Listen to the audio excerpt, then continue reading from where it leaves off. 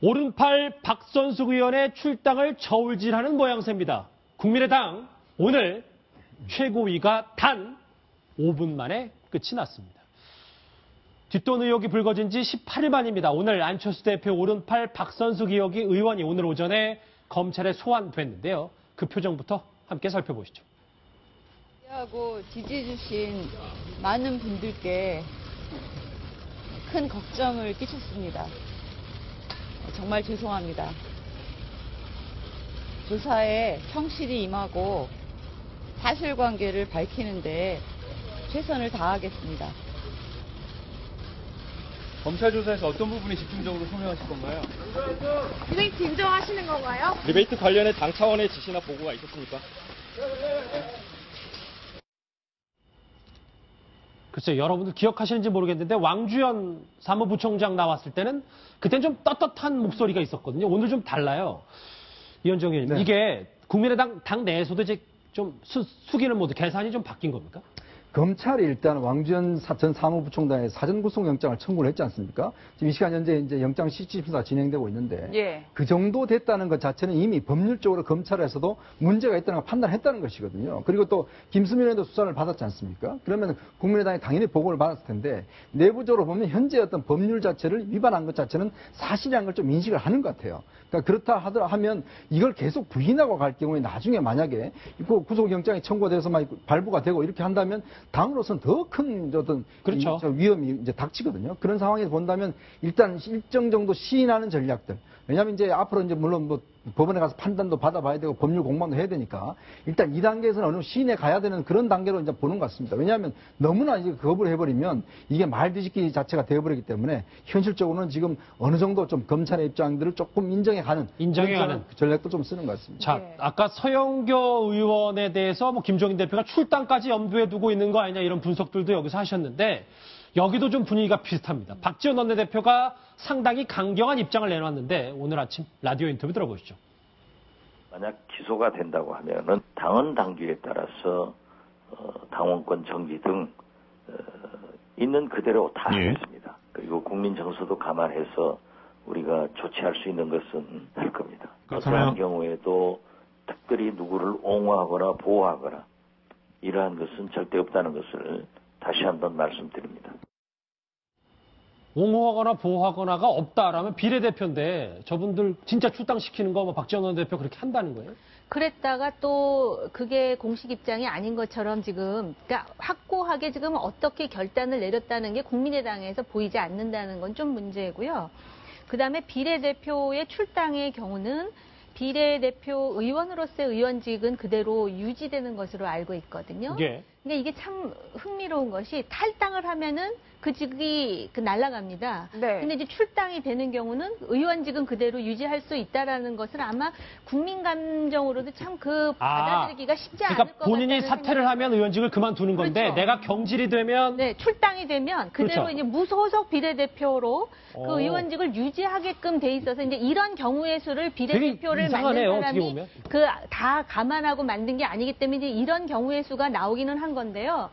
이 국민의당의 지금 박선숙 의원의 발언을 보면 그게 꼭 그렇다는 게 아니고 과거의 전례로 볼 때 조사에 성실히 임하고 또 뭐 송구스럽고 이렇게 되면 나중에 결과가 대충 비슷한 결과가 나온다는 그런 전례는 있어요. 근데 이렇게 되면은 국민의당의 이미지는 거의 치명적인 타격을 받는 것이 아닌가라는 조심스러운 전망을 하게 됩니다. 그럼 정 의원님 얘기를 들어보면 위원장님 이런 거잖아요. 그러니까 출당 조치를 본인이 당하면 의원직은 그냥 유지할 수 있는 거잖아요. 그렇죠. 본인이 나 당 나가겠다라고 하면 진짜 의원직을 그만두는 거고. 예. 그럼 본인 스스로가 굳이 물할 필요는 또 없는 거 아닌가요? 그러니까 그 출당 조치가 사실상 실효성이 없는 겁니다. 예. 그 징계상으로는.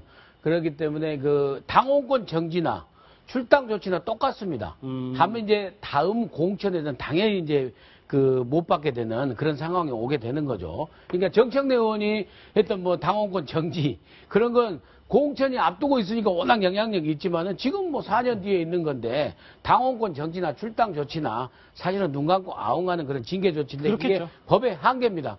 또 제명당에도 비례대표 원칙을 유지해요. 네, 이현정 의원님, 네. 박지원 원내대표가 저렇게 강경하게 이야기한 것은 이제 일각에서는 동교동계가 안철수 세력을 좀 약화시키려는 것 아니냐, 뭐 이런 평가도 있더라고요. 그런 관점에서 볼 수가 있을 겁니다. 왜냐하면 이번 사건이 좀 확대된 배경에는 당 내분의 어떤 그런 좀 있는 것 같아요. 당 내부에서 여러 가지 이런 상황에 대한 좀 제보가 있었고, 또 지난번 이제 총선 과정에서 어떤 동교동계와 또 안철수계라든지, 그 다음에 천정백이라든지, 이 세 세력이 이제 급조해서 만든 정당 아니겠습니까? 예. 그런 상황에서 하면 당권을 놓고 서로 다툼을 하다 보니까 그런 것들이 앙금이 좀 덜 가시고 지금 어떤 제보까지 이루어진 그런 상황인가 보는데, 결국 이제 이번 사건에서 피해를 보는 사람들은 바로 안철수 대표의 측근인 박선수 원내대표라든지 그렇죠. 왕주현 사무부총장이거든요. 예. 그러니까 그러면 당내 다수 의원들을 형성하고 있는 동교동계 같은 경우는 이번 기회에 안철수계를 상당히 견제할 수가 있는 그런 상황이죠. 그렇다 본다면 이번 문제를 좀 개파적인 시각에서 본다면 충분히 동교동계가 하여튼 안철수계를 조금 누를 수 있는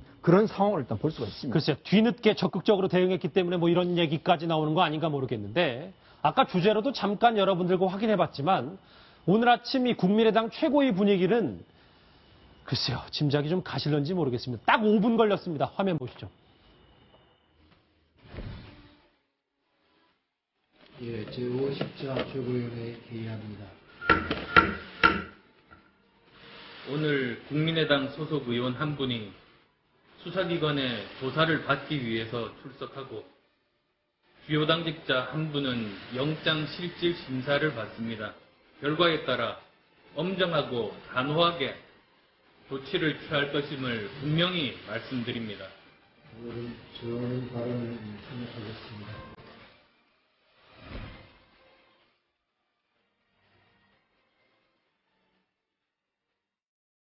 안철수 대표 표정을 보면 분위기를 알 수 있는데, 글쎄 세 번째 사과를 오늘 했어요.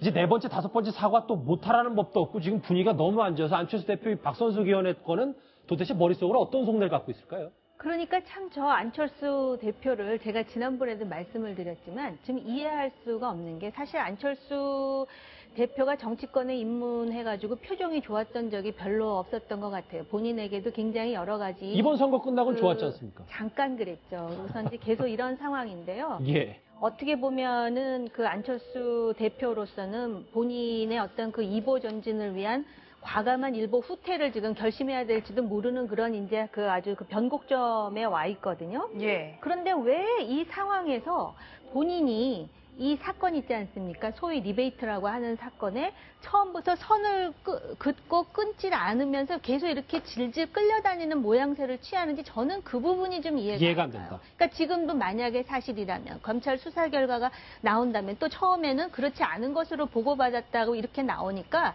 과연 안철수 대표가 그럼 처음에 완전히 몰랐다는 것인지, 이게 지난번에도 말씀드렸지만 몰라도 문제고 알고 있어도 문제인 거예요. 이게 처음부터 몰랐는데 지금까지도 몰라서 검찰의 수사 결과를 봐야 아는 상황이면은 이거는 당대표로서 일정 정도 무능하다라는 걸 스스로 보여주는 것이고, 예. 만약에 알고 그랬다면 이건 굉장히 심각한 상황인 것이죠. 민 원장님, 검찰의 얘기가 더 맞아 들어가고 만약에 박선숙 의원도 왕주현 사무부총장과 비슷한 처지가 된다면, 근데 그때 가서 또 국민의당 대표로서 안철수 대표가 조치를 취하면 그것도 엄청 늦은 거 아니에요? 상당히 늦은 거죠, 이미. 근데 저는 더 염려스러운 게 제 관점에서 보면은 검찰 수사가 정말 어디까지 갈지, 정말 공천 과정, 공천 헌금까지 가게 될 경우에는 박선숙 의원뿐만이 아니라 안철수 대표, 국민의당까지도 존폐가 이해될 상황이 당의 존폐가. 된다. 그래서 초장에 이 박지원 원내대표께서 하신 얘기 했지 않습니까? 당의 운명을 검찰에 맡길 수가 없다. 그리고 검찰은 선관위에서 고발한 내용까지만 해라. 그렇게 강력하게 항의 비슷하게 했지 않습니까? 그럼에도 불구하고 수사가 워낙 구체적으로 드러나다 보니까는 이제 사과하게 되고 이 사람 저 사람 다 사과하게 되는 거고 박선숙 의원까지 이렇게 가게 된 거죠. 저도 들은 제보 내용만 해도요. 박선숙 의원 선에서 정말 조사가 끝날지 정말 앞을 모르는 그런 상황이어서 예. 국민의당 이게 간단치 않은 상황입니다. 사이즈가 그 정도로 크군요. 안철수 대표에게 이 박선숙 의원은 자타가 공인하는 끈끈한 관계입니다. 지난 대선 때 문재인 전 대표의 단일화 과정에서 그 관계를 여러분들은 확인할 수 있을 텐데요. 당시 화면 함께 보시죠. 더 이상 양보했는가, 무엇을 양보했는가, 무엇을 양보받았는가 이야기하는 것은 의미가 없습니다. 그 얘기는 이제 그만하는 게 맞을 것 같습니다. 우리 일방적인 양보를 원하지 않습니다. 두 후보가 또 두 후보 측이 서로 대등하게 공정하게 협의하고 최선의 안을 만들어내는 것이 목표입니다. 그렇죠. 4년 전에는 저랬는데 오늘은 이제 소환돼서 오늘 아침에 저 모습을 같이 봤네요. 근데 이게 박선수 의원 하면은 그 정치계에서도 그날도 이제 꼼꼼하게 일처리하는 걸로 정평이 나 있는데 네. 왜 이번에는 저랬을까라는 의문점이 많이 남는다고 하거든요. 이현정 의원님. 네. 이게 박선수답지 않았다라는 얘기가 많아서요. 일단 뭐 박선수 의원은 잘 아시다시피 DJ 때 이제 등용이 돼서 워낙 DJ가 참 많이 아꼈습니다. 특히 이제 일 처리에 있어서 겉은 버드나무처럼 부드럽지만 속은 철심이 있다 이렇게 이야기할 만큼 엄청난 호평을 일에서는 딱 부러지게 일을 처리하는데, 그러니까 특히 이제 그 안철수 대표에게도 사실 동지와 같은 존재입니다. 예. 그러니까 나머지 의원들은 그냥 자기 필요성에서 왔다면 안철수 의원의 어떤 박선수 의원에 대한 생각은 일단 동지로 생각하는 것이고 그 정치권으로 정말 몇 안 되는 그런 동지로 생각하는 것이죠. 근데 제가 볼 때는 그렇게 추정을 해볼 수 있을 것 같아요. 이게 정당이 처음에 구성이 돼서 굉장히 혼란스러운 상황이었지 않습니까? 국민의당이 더군다나 이제 그때 20석이 안 돼서 여러 가지 또 정당 보조금이라든지 이런 것도 문제가 있었고 선거 치는데 여러 가지 어려움이 있었지 않습니까? 자, 그러면 그런 상황에서 일단 이제 뭔가 좀 돈이 굉장히 필요했던 상황. 있다는 걸 이제 한번 추정해 볼 수가 있고요. 예. 그리고 또 하나의 문제는 지금 이제 그런 이제 복잡한 상황에서 상당히 일 자체를 허술하게 처리할 수가 있다. 왜냐하면 이제 기존의 정당 같은 경우는 시스템이 다 완비가 돼 있었는데 여기는 뭐 정당 자체가 급조하다 보니까 여러 세력들이 같이 겹쳐 있다 보니까 일 자체가 제대로 안 됐을 가능성. 그래서 현재 국민의당에서 제시하는 여러 가지 이제 가능성은 뭐냐면 현재 이 돈이 리베이트를 받은 돈이 그냥 하나도 쓰이지 않고 그대로 있다는 것이죠. 이제 그리고 또 이제 TF가 이제 국민의당 TF냐 아니면 브랜드 호텔 TF냐 이 성격에 따라서 이번 사건에 여러 가지 차이점이 있을 수가 있다는 것이거든요. 거기에 이제 마지막적으로 희망을 거는 것 같습니다. 지금 뭐 검찰 조사를 받고 있는 박선숙 의원이 글쎄 안철수 대표 이미지에 어떤 영향을 끼칠지 오늘 조사에 좀 많이 달려 있는 것 같습니다. 서영교 의원과 안철수 대표 관련된 국민의당 얘기를 쭉 해봤는데